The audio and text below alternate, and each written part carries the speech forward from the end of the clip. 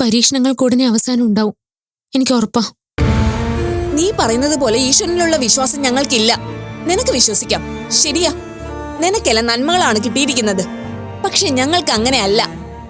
ആദർശിന്റെ ഭാര്യയാകുക, ഈ വീടിന്റെ മരുമകളാകുക എന്നൊക്കെ പറയുന്നതേ നിന്നെ സംബന്ധിച്ചിടത്തോളം മഹാഭാഗ്യങ്ങൾ തന്നെയാ. അതെ, ഞാനും അതിനെ ഈശ്വരാനുഗ്രഹങ്ങളായി തന്നെയാ കാണുന്നത്. ഞാനൊരു കാര്യം ചോദിച്ചോട്ടെ, നീ സത്യത്തിൽ ക്ഷേത്രത്തിൽ പോയി പ്രാർത്ഥിക്കുന്നത് ഈ കുടുംബത്തിന്റെ നാശമാണോ? ഇങ്ങനൊന്നും പറയില്ല ചേച്ചി, ഇത് എന്റെയും കൂടി വീടല്ലേ, അങ്ങനെ ഞാൻ കാണൂ. എന്റെ കുടുംബത്തിന്റെ നാശം ഞാൻ ആഗ്രഹിക്കൂ? ഞാൻ ഒന്നിനും മീരെ പഴി പറയുന്നില്ല. എല്ലാം എന്റെ വിധി, അങ്ങനെ മാത്രമേ കാണുന്നുള്ളൂ. ഇതുവരെ സംഭവിച്ചല്ല അനുഭവിച്ചതുപോലെ ഇനി വരുന്നതും അനുഭവിക്കാം.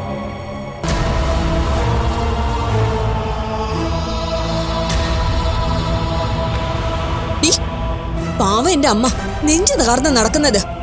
നിന്നെ ഈ വീടിന്റെ മരുമകളാക്കി എന്നതൊഴിച്ചാ എന്റെ അമ്മ വേറെ തെറ്റൊന്നും ചെയ്തിട്ടില്ല. ഒരു തെറ്റായ തീരുമാനം ജീവിതം തർക്കുമെന്ന് കേട്ടിട്ടുണ്ട്.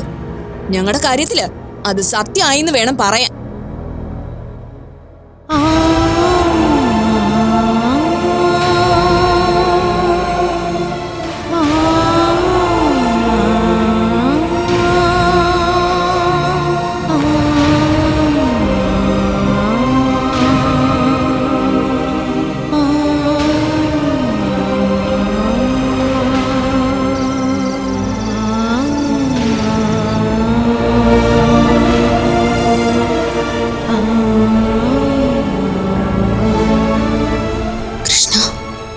ഭഗവാനെ, എന്ത് പരീക്ഷണം ഇത്! എല്ലാ വശത്തുനിന്നും പ്രശ്നങ്ങളാണല്ലോ. ഇങ്ങനെയായ എന്താ ചെയ്യാ? എന്തെങ്കിലും ഒരു പരിഹാരം കാണിച്ചു തരണേ ഭഗവാനെ.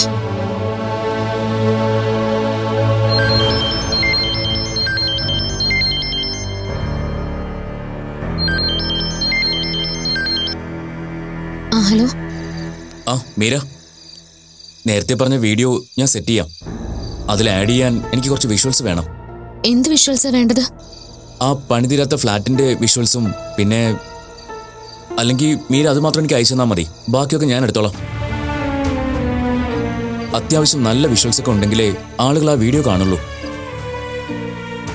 പിന്നെ എൻ്റെ സബ്സ്ക്രൈബേഴ്സ് മാക്സിമം ഷെയർ ചെയ്തോളൂ. പൊളിറ്റിക്കൽ കണ്ടന്റ് ഉള്ളതുകൊണ്ട് എതിർ ഗ്രൂപ്പുകാരും ഷെയർ ചെയ്തോളൂ.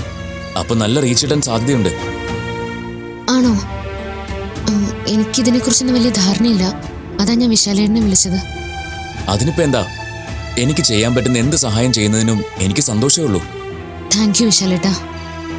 മീര, ആ ഫ്ലാറ്റിന്റെ വിഷ്വൽസ് മീരയ്ക്ക് എടുത്ത് അയക്കാൻ പറ്റുമോ? അതോ ഞാൻ എൻ്റെ കൂട്ടുകാരെല്ലാം വിളിച്ച് പറയണോ? അത് എൻ്റെ ഫോണിലുണ്ടാവും.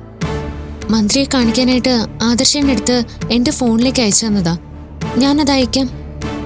അത് മതിയോ നോക്ക്, വേറെ വേണമെങ്കിൽ ഞാൻ എടുത്തു തരാം. ഓക്കെ, അപ്പോൾ കയ്യിലുള്ളത് മീര അയക്ക്. പറ്റുന്നതാണെങ്കിൽ നമുക്ക് അത് തന്നെ ഉപയോഗിക്കാം. ഒരു മിനിറ്റ്, ഞാൻ ഇപ്പം തന്നെ അയക്കാം. ശരി മീര.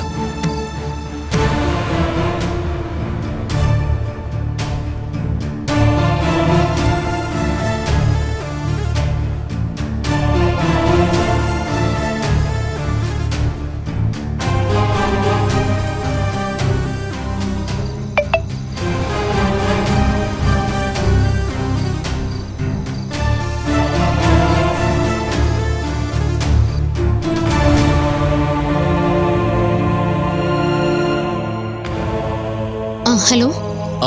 മീര, ഇത് ഓക്കെ ആണ് കേട്ടോ? ഓക്കെ. ബാക്കി ഞാൻ ഏറ്റു. നാളെ രാവിലെ സംഭവം എയറിലാവും, പോരെ? മതി. അപ്പൊ okay, good night. Good night വിശാലേട്ടാ.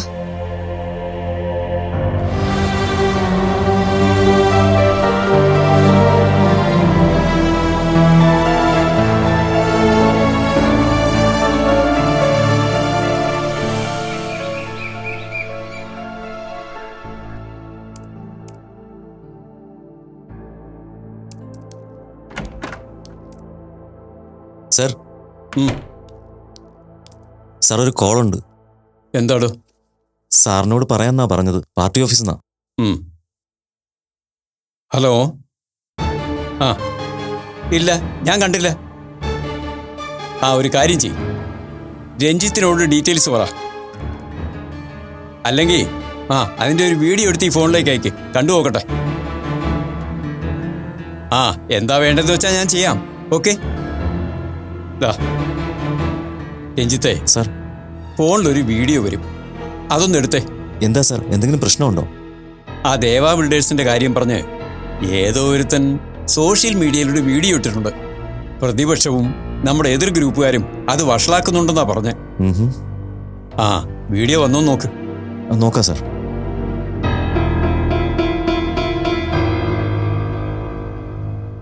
വന്നിട്ടുണ്ട് സാർ. ഇതാ നോക്കട്ടെ. ഹായ് കൂട്ടുകാരെ, ഞാൻ നിങ്ങളുടെ സ്വന്തം വിശാൽ. പുതിയൊരു വീഡിയോയിലേക്ക് എല്ലാവർക്കും സ്വാഗതം. ഇന്ന് നമ്മുടെ സ്ഥിരം വീഡിയോയിൽ നിന്ന് വ്യത്യസ്തമായി ഞാൻ മറ്റൊരു കാര്യമാണ് നിങ്ങളുടെ ശ്രദ്ധയിൽപ്പെടുത്താൻ പോകുന്നത്. ഇത് ദേവ ബിൽഡേഴ്സിന്റെ ബീച്ച് സൈഡിലുള്ള പുതിയ ഫ്ലാറ്റിന് സംഭവിച്ച അവസ്ഥ നിങ്ങളിലേക്ക് സത്യസന്ധമായി ഞാൻ എത്തിക്കുകയാണ്.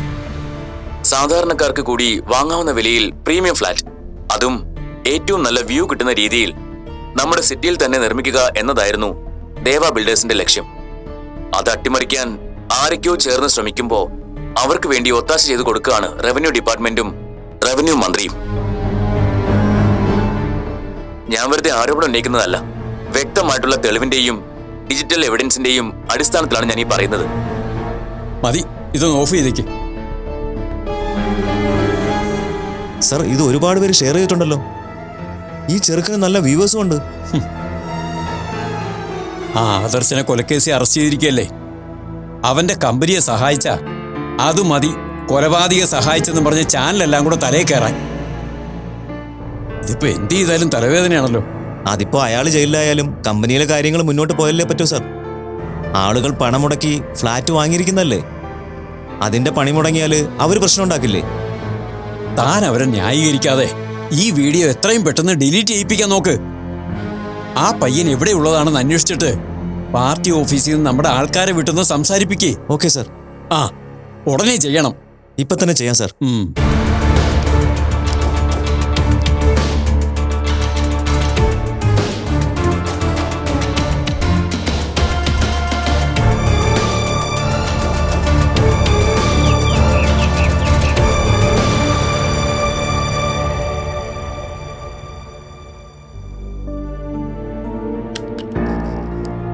അമ്മേ, എന്താ അഭി? ആ മീരയുടെ അമ്മാവന്റെ മോൻ വിശാലില്ലേ? ഏത് വിശാല്? അമ്മേ, ബൈക്കിൽ വീഡിയോ എടുത്ത് ഊരി തേണ്ടി നടക്കുന്നവൻ. അവനെന്തു പറ്റി? അവൻ ദേ നമ്മുടെ പ്രോജക്റ്റിനെ കുറിച്ച് വ്ലോഗ് ചെയ്തിരിക്കുന്നു. ദേ ഇത് ദേവ ബിൽഡേഴ്സിന്റെ ബീച്ച് സൈഡിലുള്ള പുതിയ ഫ്ലാറ്റിന് സംഭവിച്ച അവസ്ഥ നിങ്ങളിലേക്ക് സത്യസന്ധമായി ഞാൻ എത്തിക്കുകയാണ്. സാധാരണക്കാർക്ക് കൂടി വാങ്ങാവുന്ന വിലയിൽ പ്രീമിയം ഫ്ലാറ്റ്, അതും ഏറ്റവും നല്ല വ്യൂ കിട്ടുന്ന രീതിയിൽ നമ്മുടെ സിറ്റിയിൽ തന്നെ നിർമ്മിക്കുക എന്നതായിരുന്നു ദേവ ബിൽഡേഴ്സിന്റെ ലക്ഷ്യം. അത് അട്ടിമറിക്കാൻ ആരൊക്കെയോ ചേർന്ന് ശ്രമിക്കുമ്പോൾ അവർക്ക് വേണ്ടി ഒത്താശ ചെയ്തു കൊടുക്കുകയാണ് റവന്യൂ ഡിപ്പാർട്ട്മെന്റും റവന്യൂ മന്ത്രിയും. ഇതാരോട് ചോദിച്ചിട്ടാ ഇവൻ ഇങ്ങനെയൊക്കെ ചെയ്തത്? ആരായിരിക്കും ഇതിന്റെ പിന്നിലെന്ന് ഇത്ര ആലോചിക്കാനുണ്ടോ അമ്മേ? ഇതെല്ലാം ആ മീരയുടെ പണിയാണെന്ന് അമ്മയ്ക്ക് മനസ്സിലായില്ലേ?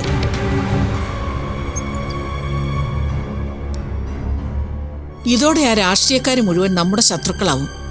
അതോടെ ദ്രോഹിക്കാൻ പറ്റുന്ന രീതിയിൽ എല്ലാവരും ദ്രോഹിക്കുകയും ചെയ്യും. കേരളത്തിലൊരു ബിസിനസ് ചെയ്യാൻ എന്ത് ബുദ്ധിമുട്ടാണെന്നറിയാലോ. അതിനിടയിൽ പ്രശ്നങ്ങൾ കൂടി ഉണ്ടായാൽ എന്ത് ചെയ്യും?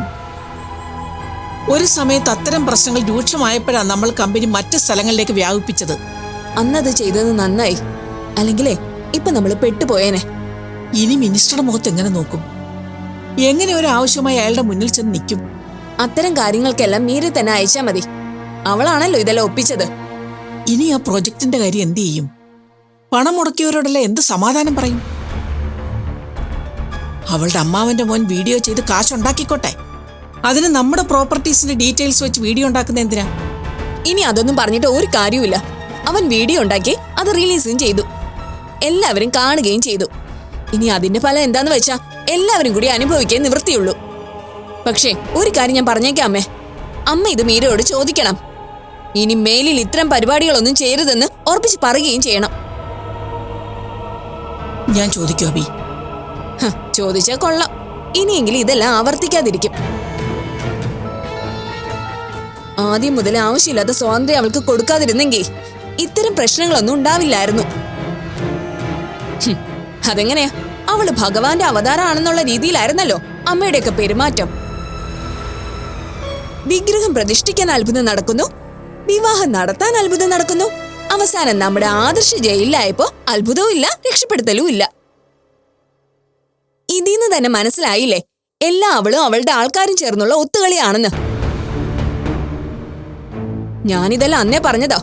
അന്ന് അമ്മയെ ആദർശമടക്കം എല്ലാവരും എന്നെ കളിയാക്കി ഒറ്റപ്പെടുത്തി. പക്ഷെ എനിക്ക് എപ്പോഴും ഉറപ്പായിരുന്നു എന്നെങ്കിലും സത്യം തെളിയൂന്ന്. അന്ന് ഞാൻ സങ്കടപ്പെട്ടതിന് ഫലം ഉണ്ടാവൂന്ന്.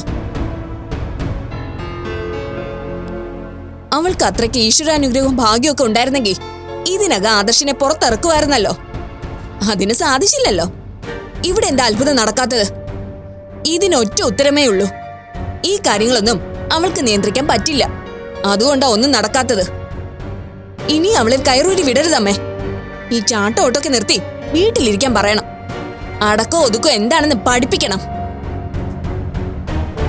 അവളുടെ ഈ ഓവർ സ്മാർട്ട്നെസ് കളി ഇന്നത്തോടെ അവസാനിപ്പിക്കണം.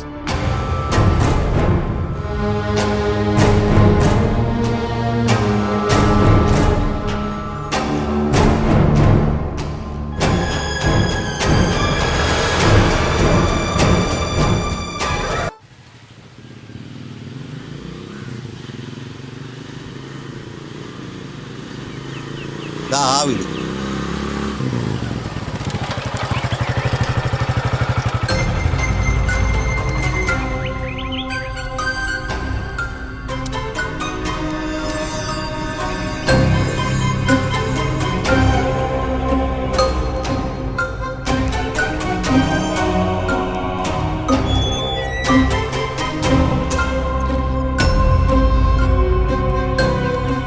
ഒന്ന് വിളിച്ചേ.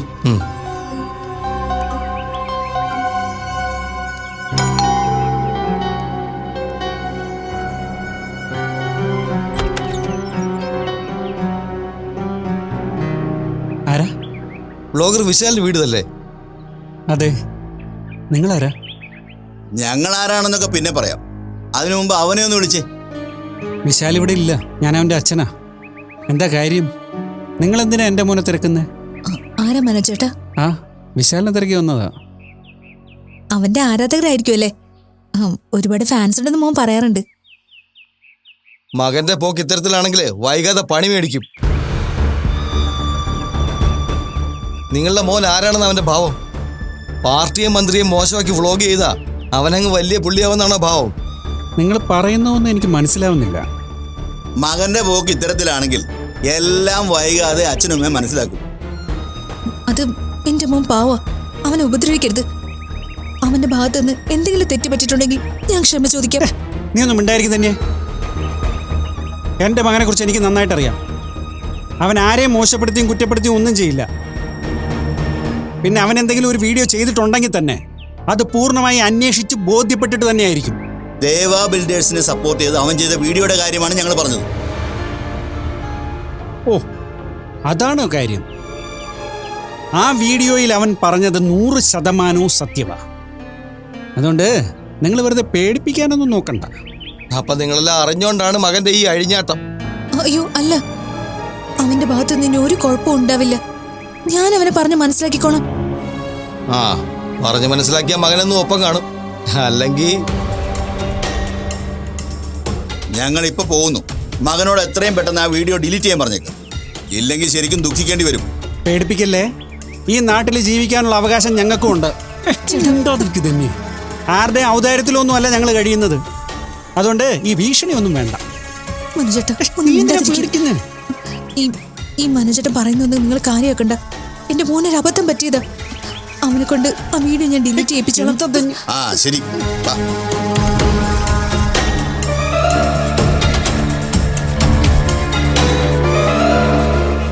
നിങ്ങൾക്ക് നിങ്ങളുടെ മോൻ ഇത് എന്തിന്റെ കേടാ? എന്തിനാ വെറുതെ ആവശ്യമില്ലാത്ത പണിക്കൊക്കെ നടക്കുന്നേ? നീ ഇങ്ങനെ പേടിക്കാതെ തന്നെ. അവന്മാരൊന്നും ചെയ്യില്ല. പേടിക്കാതെ പിന്നെ? എനിക്ക് ആണായിട്ട് അവൻ ഒരുത്തനേ ഉള്ളൂ. എന്റെ മരണം വരെ എന്റെ മക്കള് കൂടെ വേണമെന്നുള്ളത് എന്റെ ആഗ്രഹം. അതിനിപ്പോ എന്താ പ്രശ്നം? വിശാൽ ആ വീഡിയോയിൽ പറഞ്ഞത് മുഴുവൻ സത്യങ്ങളാ.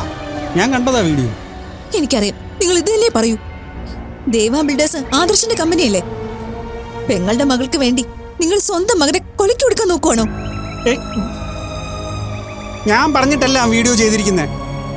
എന്ന് കരുതി ചെയ്യാൻ പാടില്ലാത്തത് ചെയ്യരുതെന്ന് പറഞ്ഞു കൊടുക്കാലോ. എന്റെ മനോജേട്ടാ, പാർട്ടിക്കാരെ പിണക്കിട്ട് നമുക്ക് ഈ നാട്ടിൽ ജീവിക്കാൻ പറ്റില്ല. നിങ്ങൾ അവനെ വിളിച്ച് കാര്യം പറ. എന്തിന് വെറുതെ എന്തിനാ അവനെ വിളിച്ച് ടെൻഷൻ ആക്കുന്നേ? അവൻ കുറച്ച് ടെൻഷൻ ആയിക്കോട്ടെ. ആവശ്യമില്ലാത്തത് ഓരോന്നും ചെയ്തു വെച്ചിട്ടില്ലേ? ഛേ, എനിക്കറിയാം ഇതിന്റെ പിന്നില് ആ മീരയാണെന്ന്. അവളുടെ ഭർത്താവിനും കമ്പനിക്കും വേണ്ടി അവൾ എന്റെ മോനെ പ്രശ്നത്തിലാക്കിയതാ. നീ എന്തിനാ തന്നെ മീരമോളെ കുറ്റം പറയുന്നേ? വിശാൽ ഇത്തരം ബ്ലോഗുകൾ ഇതിനു മുന്നേ ചെയ്തിട്ടുള്ളതല്ലേ? സമൂഹത്തിൽ നടക്കുന്ന ഇത്തരം കാര്യങ്ങൾ ജനങ്ങൾക്ക് മുന്നിൽ എത്തിക്കുക എന്നുള്ളത് അവന്റെ കടമയായിട്ട് അവൻ കാണുന്നേ. എന്ന് കരുതി ഇതിനു മുൻപ് ഇങ്ങനെ ആരും തിരക്കി വന്നിട്ടില്ലല്ലോ. എനിക്കറിയാം ഇതൊക്കെ വലിയ പ്രശ്നത്തിലാവും. എന്റെ മോൻ ഒറ്റയ്ക്ക് നാട് മുഴുവൻ കറങ്ങി നടക്കുന്നവന് ഇതുപോലെ ആരെങ്കിലും അവനെ ഉപദ്രവിച്ചാലോ? അതുകൊണ്ട് ഞാൻ വിളിച്ച കാര്യം പറയാൻ പോവാ. ഇനിമേലിൽ അവൻ ഇങ്ങനത്തെ വ്ലോഗ് ചെയ്യണ്ട. മര്യാദയ്ക്ക് നിങ്ങളെ ബിസിനസ്സിൽ സഹായിച്ച് വീട്ടിലിരിക്കട്ടെ, അത് മതി. എന്റെ ധന്യം, ആവശ്യത്തിൽ കൂടുതൽ എന്റെ മനസമാധാനം നീ കളയുന്നുണ്ടല്ലോ. ഇനി അവന്റെ സ്വസ്ഥതയും കൂടെ നശിപ്പിക്കല്ലേ. അതെ, എന്റെ മോനോട് എന്ത് പറയണമെന്ന് നിങ്ങൾ എന്നെ പഠിപ്പിക്കണ്ട. ഞാൻ വിളിച്ച് പറയാൻ പോവാ. ധന്യം,